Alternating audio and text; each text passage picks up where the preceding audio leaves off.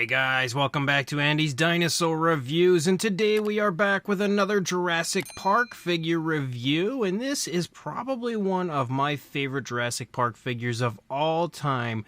We've got ourselves the Kenner Allosaurus. Now, you may, if you are familiar with this set, be thinking, well, Andy, you've only got half the set here. Well, that's because this was actually part of the Dino Damage Medical Center, which included like a dino lab to put the dinosaur on where you can, take out the dino damage pieces. Now, I do have the lab, but I'm not really sure where I have it. I've had it in storage for years because, in fact, I have lost all of the parts of my original Allosaurus, so except for the lab and everything, I still have that, but the dinosaur itself, when it comes to the dino damage pieces, I lost all of that stuff years ago, so I only have my naked version of the Allosaurus currently or at least I did until I acquired this one. I bought this one a few months ago on eBay for around like $50, which was actually a pretty good price for this figure, and I really wanted to get this one back into my collection complete as far as the dinosaur at the very least goes. So my Dino Damage Lab is still in storage somewhere, but I had a request for a review of the Allosaurus specifically, so I figured why not grab this beauty off of the shelf and bring it up here for review. So we just won't be looking at the actual lab or anything, just the Allosaurus itself. But again, even though it definitely has its fair share of issues, I think it is a gorgeous Allosaurus, and that's one thing I can say when it comes to Allosaurus in the entire history of the Jurassic toy line. For the most part, it's always been treated pretty nicely.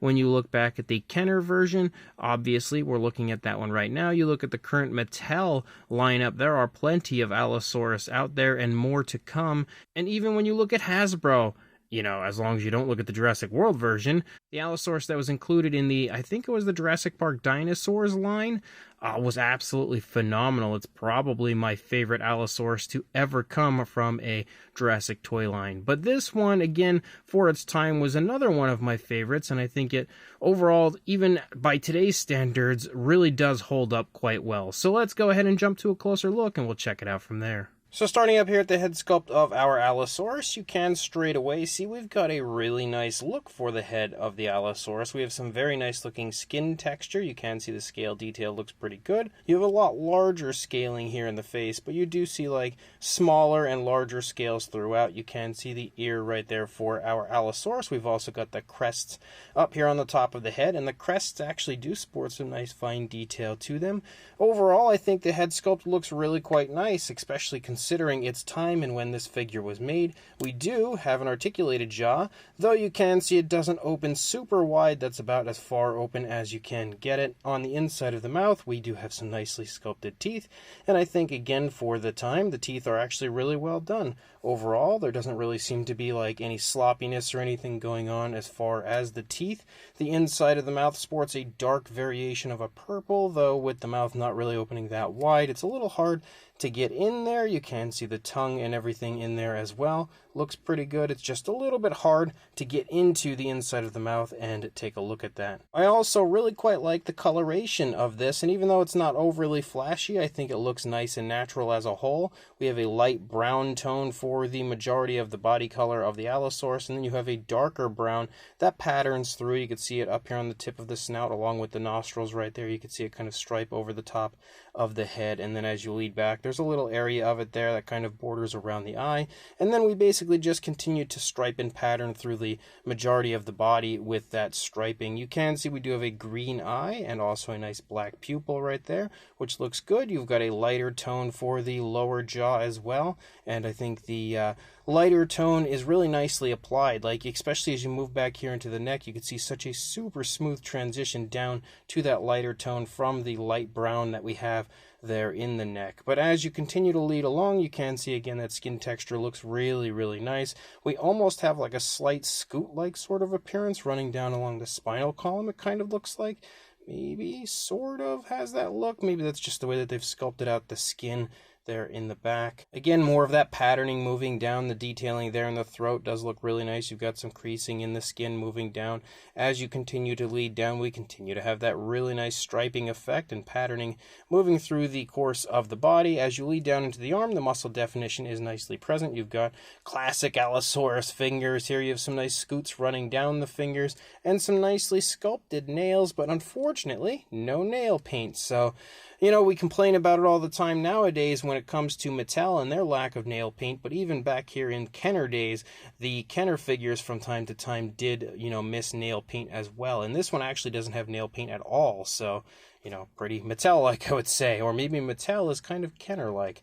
I'm not really sure. Regardless, we do have articulation in the arm. It can go back, can go forward. It does have limitations, though. That's about as far forward as I think I would want to try to take it without breaking it. That's about as far back, but that allows you to put the arms in kind of a nice natural position, or a position like this, like he's trying to scare somebody.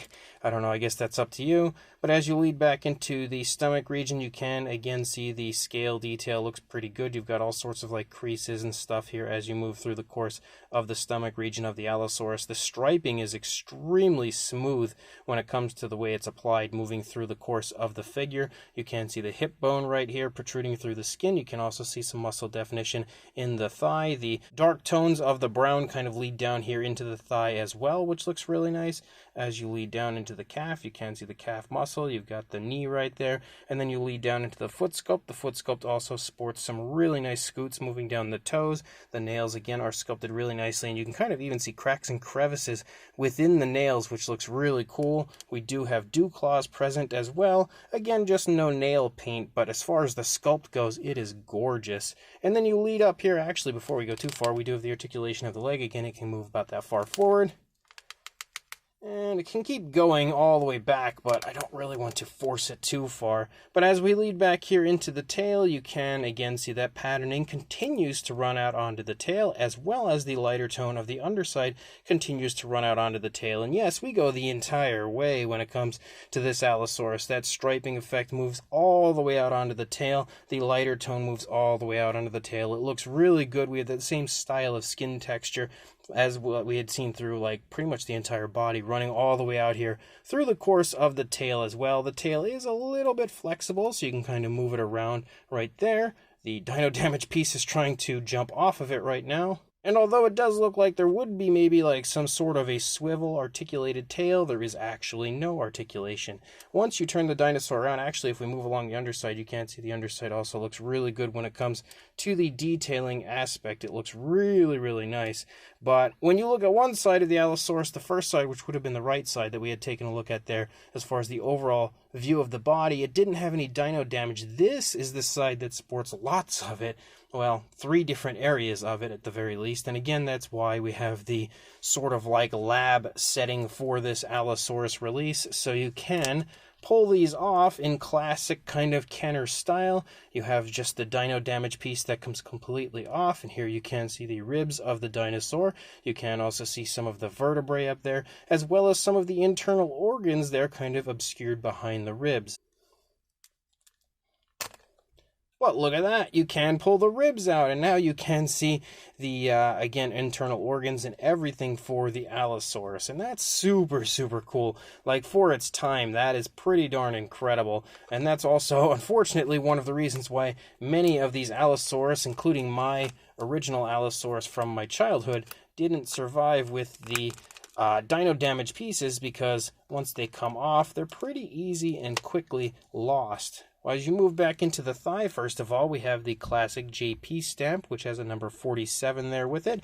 And then you can, again, remove the skin there from that area to expose the bone as well as the muscle of the Allosaurus. We can kind of put that back on. And then we've got one more area out here on the tail where we can, yet again, remove the dino damage. And now we can see the bones in the tail, as well as, again, the muscle moving along the course of the tail. But they do pop back in pretty nicely, you know, really nice. And for the most part, like the seams of the dino damage, I don't think take away from the figure at all. Again, one of the many reasons why I am such a massive fan of this release. Now, when it comes to this Allosaurus, as I said, I really don't feel like there are many downsides for this one. Not many in the way of negatives, but If I were to mention the ones that I would say are negatives, one of which would be the lack of painted nails. The other big one for me would be the inability for the Allosaurus to stand correctly. Obviously, we would want the tail up off of the ground, and as you can see, the Allosaurus does not really balance. I don't know that I've ever actually been able to get it to stand at all. See, it just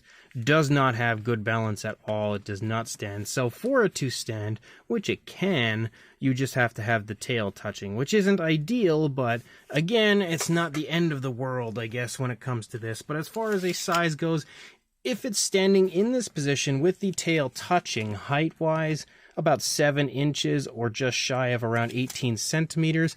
If it were standing in what I would think would be a more natural position, you would see it at about 5 3/4 inches or a little under 15 centimeters. And then for a length on our Allosaurus, if we go from the tip of the tail to the snout, about 13 1/4 inches or around 33.5 centimeters. For a size comparison, there is Mr. Papo T-Rex, the Attack Pack Colovosaurus, Robert Muldoon, and the Collect A human being next to our Kenner Allosaurus. And you can see the Allosaurus does sport a pretty nice size. Definitely nice, fairly impressive size as a whole. Then for another comparison, we have a Mattel Velociraptor and Dilophosaurus stepping in next to the Allosaurus to continue to give you an idea of its size. And then what is definitely one of my favorite Jurassic Allosaurus of all time, we've got that Hasbro one I was speaking of next to the Kenner version, and obviously the Kenner version is slightly larger, but not by much. They are actually pretty similar in size overall. Then we also have the other Hasbro Allosaurus from the Jurassic World line, that one that I was saying earlier we probably really shouldn't speak of, but there you go. Then the classic Mattel Allosaurus, the very first version that had come out, you can see, is also kind of a similar size to the Kenner version. And then one final comparison, we also have the Extreme Damage version from Mattel, which was a really popular Allosaurus release from them, so I wanted to bring that one in just in case it's one of the only Allosaurus you have next to the Kenner version to give you an idea of the size. So there is actually one more area of dino damage I almost missed with the closer look, but you can actually pull off the leg, which is another area of dino damage that's pretty cool. You can actually kind of see like some muscle on the inside of the leg, and then in here you can still see more going on with like intestines and stuff. It's obviously not painted, but still a pretty cool little area of dino damage, and of course something you could include in your lab if you were trying to fix up your poor unfortunate Allosaurus. So this Kenner Allosaurus is really quite nice, honestly. Like I said, probably one of my all-time favorite Kenner figures. There's just something about this Allosaurus that I always really enjoyed. Maybe it's the fact that, you know, in a sea of dinosaurs that don't really look all that much like their actual, you know, real versions, they usually all have that Jurassic style. I felt like this Allosaurus, since it didn't actually appear in any films when this figure was made, kind of has like almost its own, more at the time anyway, closer to like an accurate look for an Allosaurus. So that's something that I was always just a really big fan of. It's also just generally a really nicely detailed Allosaurus. Like sculpt wise, it sports some very crisp, very vibrant detail, a good bit of difference when it comes to the scale detail. You know, when you look from the face to the body and, you know, down into the hands and arms and stuff, like there's a good bit of difference when it comes to the skin texture. And again, like I said, very, very crisp detail overall, very highly detailed, even down to having nice cracks and crevices in the nails. On top of that, we've got really nice paintwork that runs from head to tail. The only thing missing is painted nails, but we have like a really nice patterning. We've got coloration on the underside. The inside of the mouth is fully painted. The eyes are nicely painted. Like I said, the only thing paint-wise missing would be the nails, but overall it is really nice. And again, even though it's not overly flashy, I think it looks good for what it is. We also have the articulation, which is pretty fun. Maybe not the best in the world, but it works decent. And the fact that we have so much dino damage on this one, I would think probably more than any other Kenner Jurassic figure, makes this one really fun. And if you actually do have the original lab that went with this, that's a great way to display it with the dino damage pulled off. And I love the fact that you can remove like the skin and the ribs on this one, which is really cool. But overall, like I said, I love this Allosaurus. Even though it's not perfect, doesn't really stand very well, and is missing painted nails, it is still a super cool Allosaurus for its time, and definitely a figure that I highly recommend searching out if you do not already own it. So if you are interested, I will do my best to try to find a link to include in the description where you can grab this one from eBay. Obviously, considering it's a Lost World Jurassic Park release, this thing is long discontinued, so it's going to be a little bit pricier, but probably, I would say, depending on the price, most definitely worth it. So if you are interested, check that link, go grab this gorgeous Allosaurus, and like, comment, and subscribe, and I will see you in the next review. Thanks for watching.